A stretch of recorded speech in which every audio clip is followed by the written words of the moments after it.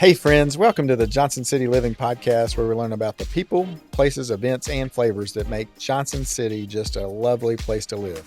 I'm your host, Colin Johnson, with the Colin and Carly Group and Keller Williams Realty. If you're interested in buying or selling a home in the area, or if you're looking at investing in a rental property, give us a call at 423-930-8003, and we will look forward to helping you. Now, let's get to today's episode. Today is our 250th episode, and I'm so stoked to be here with my friend Aaron O'Callahan, who's the ETSU men's golf coach. And so I'm excited for you guys to get to know him a little bit deeper and learn all about what he's doing here at ETSU to make the golf team thrive and grow. Thank you so much for coming on the podcast. Thank you, Colin. Been looking forward to this for a while. So. Yeah, me too. Me too. So thank you so much. All right, Johnson City Living Podcast. I ask everybody the same first question. What do you love most about Johnson City? It's people. Yeah, it's people. I think strikes me first. I think just very welcoming, normal people that are very happy here. Yeah, we that's the number one answer. So you scored all the points on the board. So yes, and then the second one is the outdoor scenery and beauty of our mountains and so yeah, good job. Yes, I would agree. Our people are awesome, awesome. So you aren't locally from, or not originally from here, right? You sound a little different than most of us. Where are you from originally? Yeah, originally from Cork City in Ireland. Down in the southern tip, and grew up in Cork and was educated over there. And then came across to America on a golf scholarship down to Louisiana. Okay. And I played at Southeastern Louisiana, but I've spent my adult life here in the States, moving around from Louisiana to Kentucky to North Carolina, and here over the last 18 months nearly here in Johnson City. Yeah, and one of my buddies who was on the podcast, Matthew Dodberry, he's down in Louisiana playing a little golf right now. He left here. We're not bitter, Matthew, but we are a little bit. But yeah, so Louisiana. So tell me how you got started into golf. Well, I have a big family at home. I have 3 brothers and 3 sisters, and my eldest brother Wayne happened to be. We're 13 years apart, but he got into golf and started playing, which I think piqued my interest. And I had just taken a liking to the sport and was fortunate that Wayne became quite good. He became a teaching instructor. Oh, okay. And as he was learning his trade and learning about the golf swing and what have you, I was fortunate to get a good grip on the club and good hand-me-downs, was kind of taught well, and how to stand to the ball, and really just took a liking to the game right away from there. Yeah, and so it's funny how some people just naturally pick it up a little bit. You have a natural gift, and then other people, like I've seen you kind of like, what are you doing? Right? Certainly gets harder the older you get. I think, I was lucky to be exposed to a lot of sports when I was younger, and stick and ball sports always came pretty easily for me. Yeah, good hand-eye coordination.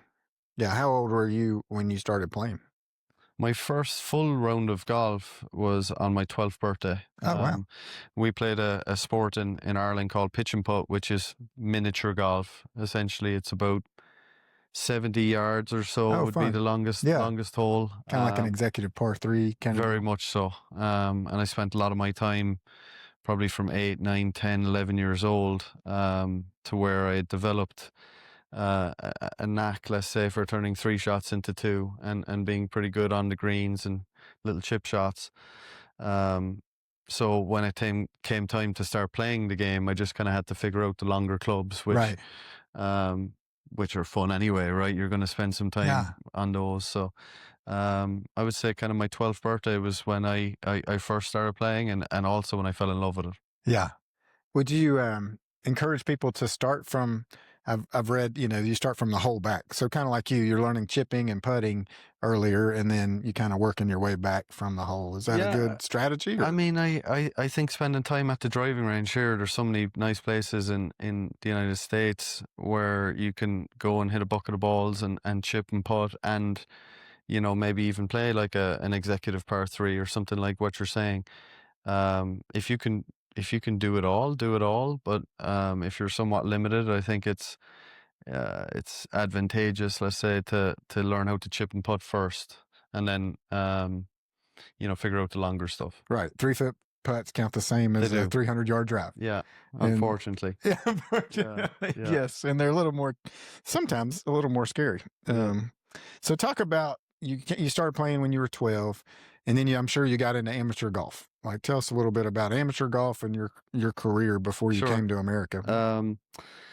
And you can be braggadocious. I mean, well, I was fortunate. I was exposed to some wonderful players in my amateur days, and on the Irish national team, where there was a lot of overlap actually with East Tennessee State. Coach Warren, legendary coach here, would have recruited very heavily in Ireland, Scotland, Wales, England, and really over the years built his programs with some GB&I players. And in my case, I was lucky. I grew up with the likes of Seamus Power, who's ETSU great here, obviously, playing on the PGA Tour. Yeah, you see his name on the leaderboard often. Yes. Seamus is a great friend of mine, and also very proud buck. So, as well as Rory McIlroy, who signed the national letter of intent to play here. I remember this. We were super excited he was coming. Yeah. And then he made an okay decision. It worked out okay for him. Yeah, he's doing okay. So, and then Shane Lowry as well, who's a foursome partner of mine. So to speak of my amateur days, I was very lucky. I got exposed to some great players, some great coaching. Played at a high level for boys, youths, and men's level for my country. So I'm very proud of that. Did you try and make it onto the European tour? Did you do an extent? So my journey is a little different. After college in Southeastern, I really wanted to stay in America, which meant I needed to get a job. And my brother, being a PGA pro back in Ireland, certainly guided me to take on my PGA certifications here in the States. Gotcha. Which I did at Baton Rouge Country Club. Okay. And was, an assistant golf professional there, and then, kind of focused a lot of my time and energy on the teaching side of things at the country club, and kind of spent a lot of my time on the lesson tee, and very thankful for going through my PGA certification. Yeah. And then did you just kind of know that you were like, I want to be a college coach? When did that happen? Yeah, I guess there was a point in college where, from a playing competitor standpoint, I knew something was maybe a little off when one of my teammates would maybe ask for help with his alignment or his posture or something like that in a practice session, and next thing an hour goes by and I'm more interested in him than my own game. I figured there might be something to the coaching side of it, and as I guess got older and was doing my PGA certifications and being exposed to giving lessons, that's where I really found a passion for it, and it kind of turned my attention to college coaching. Yeah, it's fun to watch. I've got two boys I've been encouraging to play golf, and watching them grow in it has been a lot of fun, and the coaching part of it is fun. And I even got my friends that are like, we're just going to play. You don't have to tell me anything, I'm okay. And I'm like, well, you could, change it just a touch and, and see what happens. And they're like, we're good, but, it's so much fun watching people improve and grow and develop. And so, maybe you got that from your brother coming, teaching you early on. And maybe so. I think, to pass it on as such. And, I love golf so much. It's been so good to me. And, I've a fresh enthusiasm for the game, it seems like, every day. So for me to get to share that with people is great. Yeah, it is so much fun. Now, were you ever recruited to come to ETSU? Yes, I was. Yeah. Yes, I was. So my recruiting journey obviously ended at Southeastern Louisiana, where I had a great time. But I've known Coach Warren for a very long time. A lot of my friends were actually recruited to play here, and it didn't work out. But this has been a place that I've always been very familiar with, and kept a close eye on for a very long time. So it feels like that I've just at home here. Yeah. Do you see yourself here for quite a while? I do. Fred was here for a lot of years. So super nice guy. I love him to death, and he did an amazing job. And so I think yeah, to have you here, we're just blessed. It's Yeah. been Well, I'm a great to have you. huge fan of Coach Warren and have the utmost respect for him. But he really put ETSU golf on the map here in a Yeah. big way, and Start thinking a little bit out of the box, right? very much so. Like I'm Yeah. going to go. All right, U.S. has got some good players, but we're seeing a lot of great stuff in Ireland and England, and I'm going to go over there and start. Where do you think he came up with that idea? I think he had come from two very strong programs in Oklahoma State and TCU, and played his golf at UCLA. So he'd been exposed to a very high level of performance, and I think if he was to come across here and maybe get the fourth, fifth best player in Tennessee every year, he probably felt like, well, he wasn't going to be very competitive. Right. So I think that makes you change course and strategy. And when you look at Johnson City, its people, its surroundings, it's a kind of a perfect fit for somebody from Ireland, from Scotland, from England. We have two Germans on our team this year. It really is a very attractive place for them to focus on their golf, get a quality education, and be immersed in the community here. I love it. All right, switching over to the team a little bit. Talk to us about your players. You're recruiting all the time. Like we were talking before we got going, that recruiting is nonstop now and retention is nonstop. How do you juggle all that? Yeah, so obviously the landscape of college athletics has changed drastically over the last few years, and we've seen that pretty dramatic at basketball and football level. Less so with golf standpoint. We came into a situation here where we were essentially rebuilding a team. The previous coach, having a lot of success, left with a couple of players down to LSU, and those guys are doing incredible things down there. But it gave me the opportunity to kind of bring in my guys as such. And last year we brought in a couple of transfers from St. Mary's in Arizona, and added another freshman as well. So this year came in with three new freshmen. And we're expecting another very strong signing class here coming up again. So very fresh, very young team. I would say, yes, we are recruiting all the time. We're recruiting globally. I think, as I mentioned, this is a very attractive place for a top European player to come and a proven training ground to get to the next level in sport. That's super cool. Yeah, it's got to be tough, because then you're also managing schedules and practices and classes and making sure their kids are doing well in school. I mean, because they're student athletes, and you juggle a lot, right? I mean, it's a lot. Yeah, there's a lot to it. I think it's really setting up an environment for student athletes to be successful. Yeah. And you're right. Life is busy now, with all the things that go on. From a university standpoint, these guys obviously are putting a lot of time and energy into their craft and getting better. The nature of golf as well, it takes a long time, and there's a lot of travel involved with our schedule. So our guys have to be incredibly dedicated to staying on top of their business and turning in assignments when they need to be turned in, and obviously showing up to class when we are here, because we miss so much, which they do an incredible job with. Very proud of them. Yeah, traveling and school's got to be tough.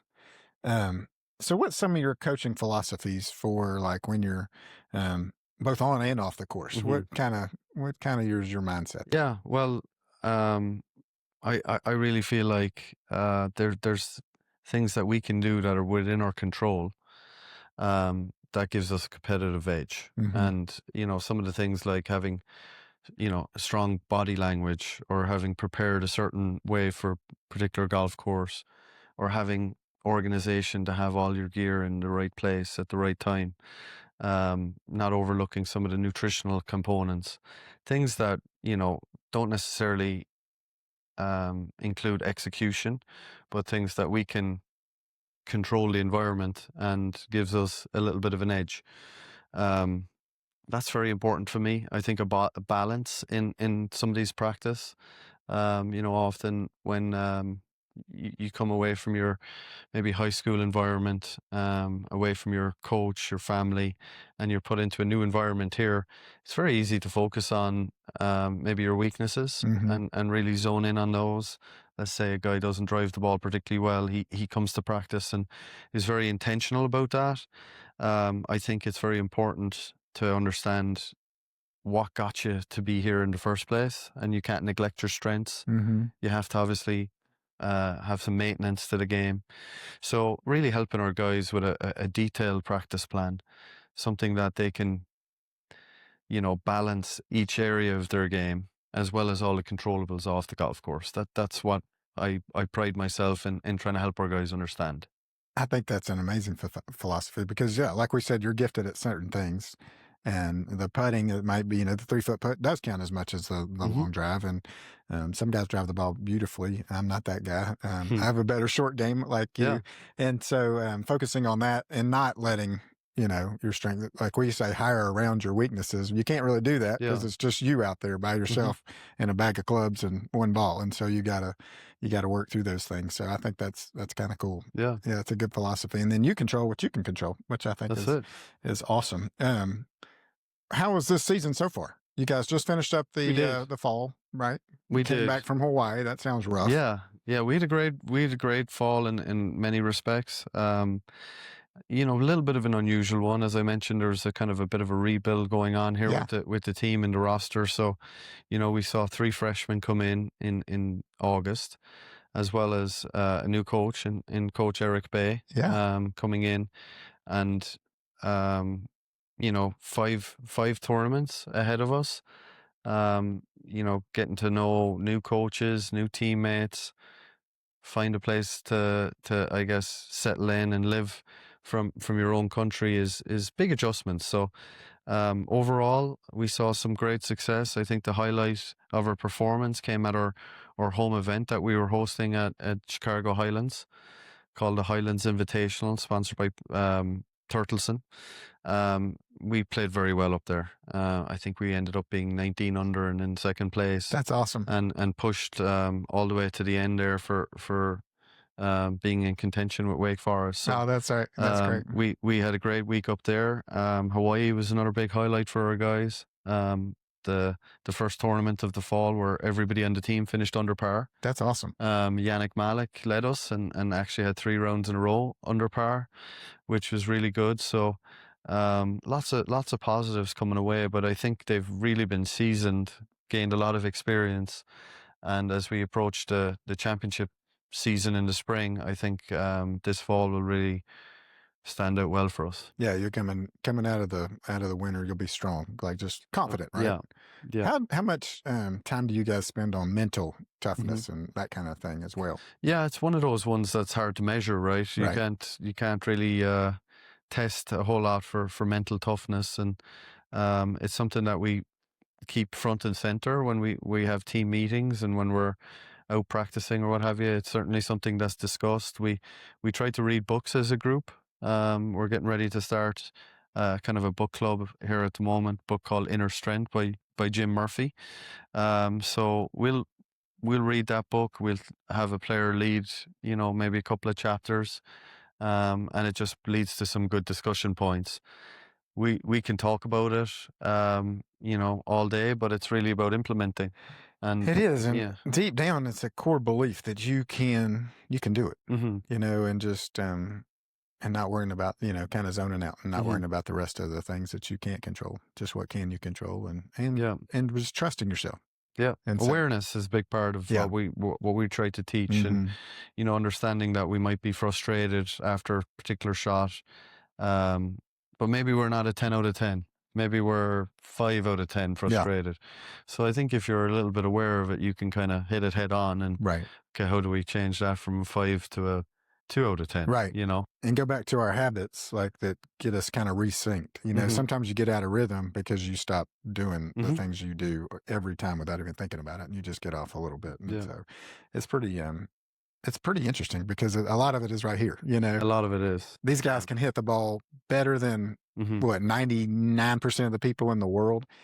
And yet the difference between that and like a Rory McIlroy, right? Your friend. I mean, it's all up top. Yeah, razor thin margins, I would say. The, could be just being that little bit more consistent, that little bit more focused at the right time. Certainly skill development as well. these guys are going through that kind of period from 18 to 22 years old where their body's changing, they're getting stronger, they're getting faster, they're stressed out, Yeah. obviously expectations are really high from themselves and from people around them and what have you, and they've got to deal with a lot of that stuff. So that's where, mental toughness, to your question, I think to keep the main thing Right. is important for these guys, and we try to implement some of that here. Yeah. What's it like going around the world representing ETSU? A lot of fun. Yeah. Yeah, a privilege.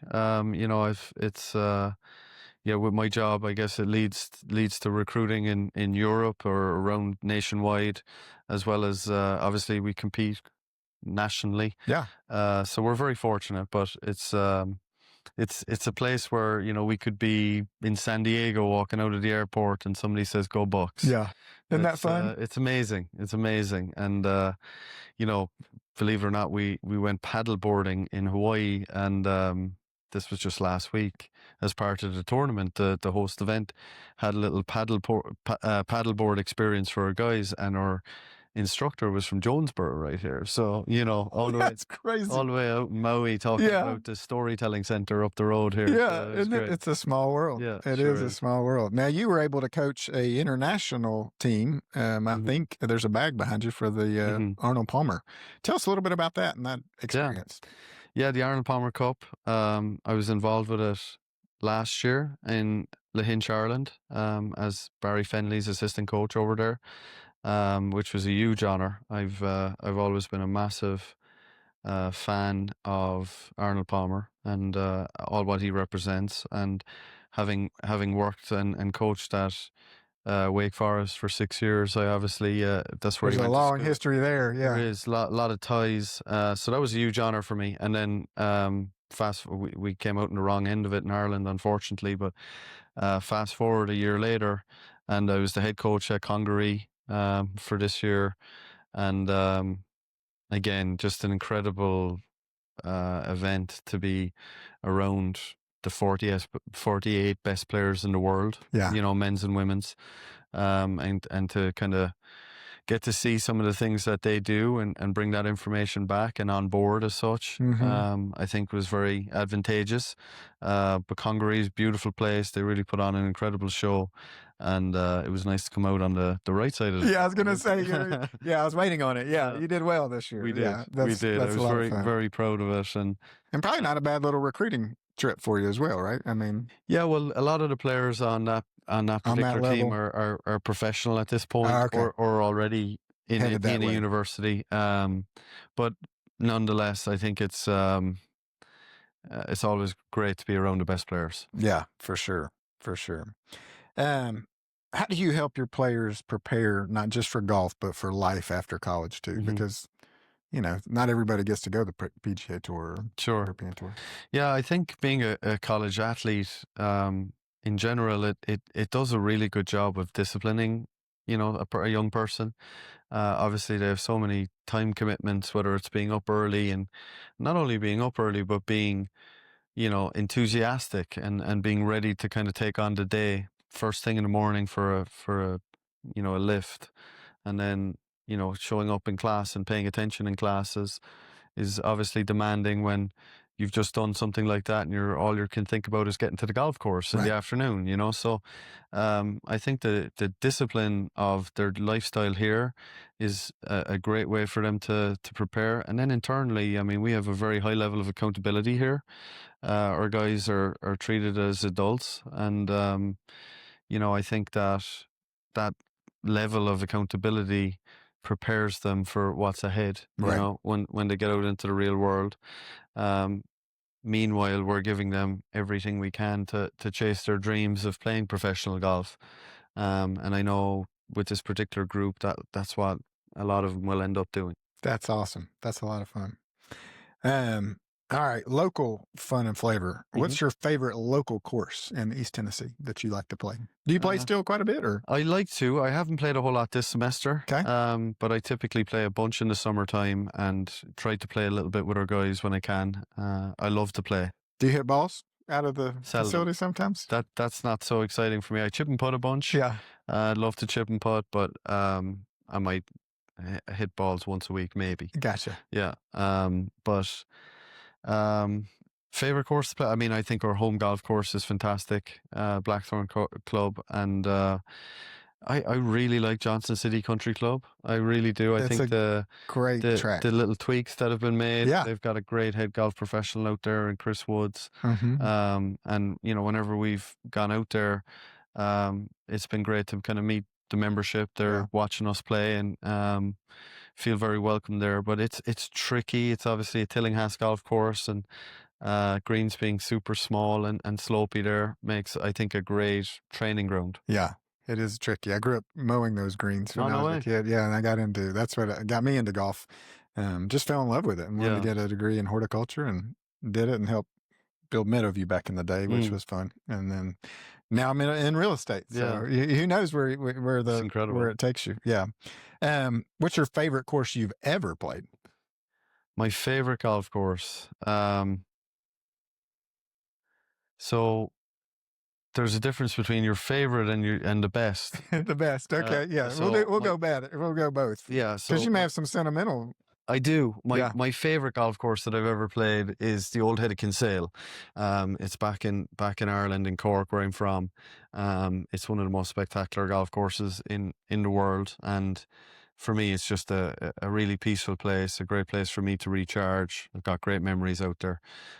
So that's my favorite course. The best golf course I've played, I've been fortunate to play Pine Valley. Oh yeah. Which is often, right up there as the best golf course in the world.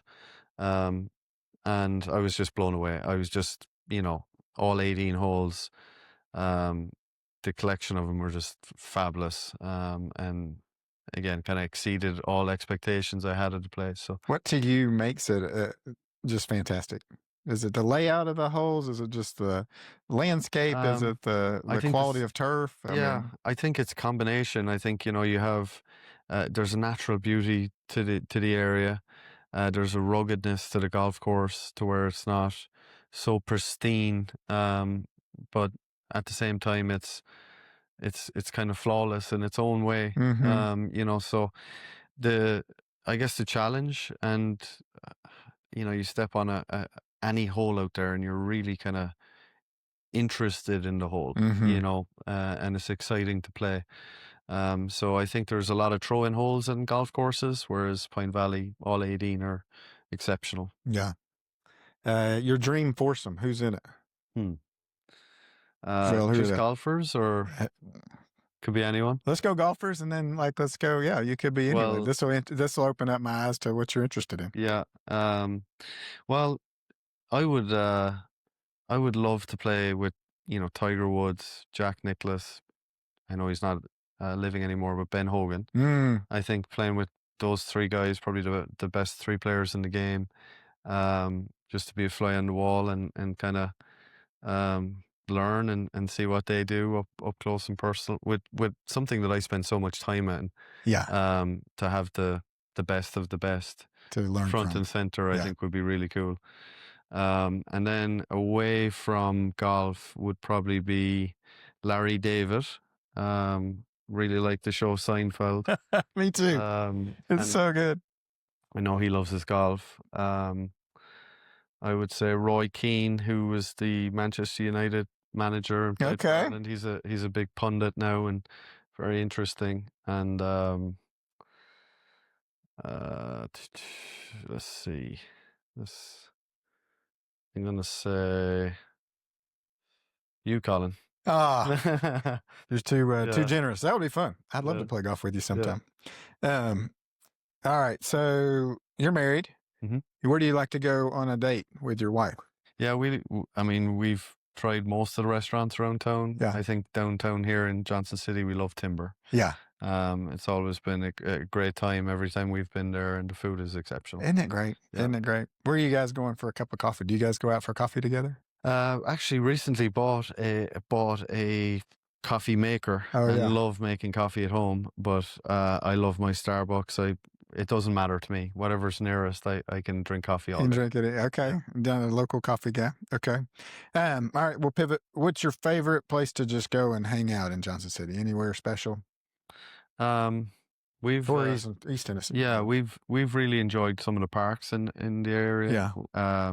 Warriors Way Yeah. is one that Yeah, we've Warriors gone to is nice. a bunch, and yeah, I mean, I personally love my drive from I live out towards the Blackthorn Club, Mm-hmm. and coming in, just driving into work every day, I feel like, I mean, it's just beautiful scenery. Isn't that beautiful? and The just- mountains just, Yeah. I always love them. And sometimes I'll catch myself going, I haven't been appreciative of the mountains. Yeah. And this time of year, they just light up and you're just like, wow, Yeah. it's just Exactly. gorgeous. It Yeah. is. But we love coming downtown, whether it's a Saturday and there's a, you know, a food market going on, Mhm. or a festival going on in the summertime there. We love to spend time down in Johnson City. Gotcha. Okay. Pivoting back to golf a little bit, you hosted a tournament in Chicago. Mm-hmm. Where would you, if you could host a tournament anywhere in the world, where would it be? Well, we're getting to do it here next year. We're going to host in Johnson City. We're going to host at Blackthorn Club. Oh, we're coming back. Yeah, we're coming back. Oh, I love it. So it'll be on kind of this time next year, really, the Okay. 19th, 20th, and 21st of October. So Okay. we've just got that up and running, and Oh, good. and got some teams coming back to We Johnson missed City. it this year. I missed it. Me and too. I was like, man, Yeah. it's hard to go to Chicago. Yeah, exactly. So I think I'm very excited about that, to obviously bring back such a prestigious event, and a storied event in college golf. I think there's a lot of coaches really happy that it's going to kick back off, and I'm sure it'll turn into. So for us, I mean, some of our listeners don't know probably much about it. It just kind of happens in the background, but you're saying it's a story. I mean, like a lot of coaches look forward to coming very here. much so. Really? Yeah, the Bank of Tennessee was a long running event, and you know, the best players, best teams in the country have been through here, and I think we've always done a nice job of putting our best foot forward for the event, and people have really nice things to say about Johnson City and about East Tennessee State. So, you know, we look forward to kind of carrying that through again. Did you get to come play when you were a student athlete in Louisiana? Not as a student athlete, but I had brought the University of Louisville when I coached there. Yeah. I brought them here, and also Wake Forest. Regularly, So I would have always made sure that this was on the list when I was at those schools. That's cool. Okay. What's next for ETSU golf? What's coming up this season? What are you excited about? Yeah, so we changed gears now. We're moving into an off season where our guys are, you know, catching up a little bit in school, and they're working on their bodies a little bit more. Our days are a little shorter. So, you know, getting practice sessions in. But from a competitive standpoint, they're not going to compete for a number of weeks. Some of our guys will compete a little bit over the winter break. But we'll kind of change to our off-season mode as such, and then welcome the guys back in the middle of January and get going in right away at the beginning of February. Got it. Do a lot of the guys get to go home to family for the winter? They do. Yeah. They do. Recharge a little bit? For the most part, a couple of our guys will actually go down to Australia and compete over the winter break in Australia. Oh, wow. Yeah. So aside from those two, most of the guys will get to recharge a little That'll bit. be good. That'll be really good. I guess one more thing I was thinking about, and it just slipped my brain, but talk to you how, so you got a recruit maybe, or somebody may be listening to you as the coach right now. What would you tell a recruit why they would come to make ETSU home? Because they're probably going to watch this. Yep. Well, I think first and foremost, this is a place that has been a proven training ground for golf at a very high level. And the community here cares about golf, and I think are very aware of the success and the national recognition that the golf program has brought to ETSU, and they're very passionate and supportive about that. They, I think, respect that there's student athletes that come from all over the world here that are very serious about what they're doing, and you know, they're pouring a lot of time and energy into being great at their craft. Yeah. So we're fortunate to have an athletic department and a community that really care about golf and want to see us do well. So create that environment for the guys, as well as it being very moderate climate and an enjoyable place with great golf courses in the area, great schedule to play, and probably the crown jewel of all of our facilities here on campus as well. So this place is amazing. I'm looking forward to peeking around Yeah. before we leave. Okay, so how can our listeners connect with you, for one, and then how can we support ETSU Golf and help you? Yeah, I mean, I just think spreading the word and keeping up to date with our schedule, being online. Know that we're in our off season now until February, but as we ramp up, kind of March, April into May, we're looking to represent ETSU and on a big way. So certainly keeping up there, and just spreading the good word. Spreading the word. Yep. Maybe sending some checks for support, maybe. Yeah. Okay. Well, thank you so much for giving me some time. Thank you for what you're doing for these kids. Thank you for what you're doing for ETSU. It's just awesome. I'm excited to watch you guys continue to grow the program. I'm sure that you'll probably recruit Rory's son one day and have him here. And it's just neat how you continue to build on the legacy that the previous guys have done. And so it's exciting. And so I'm excited for you and what you're going to do here. And if there's anything our listeners or I can do, please reach out, let us know. We love ETSU and we love you guys. So thank you so much. Thank you. Yeah. Appreciate you. Thank you.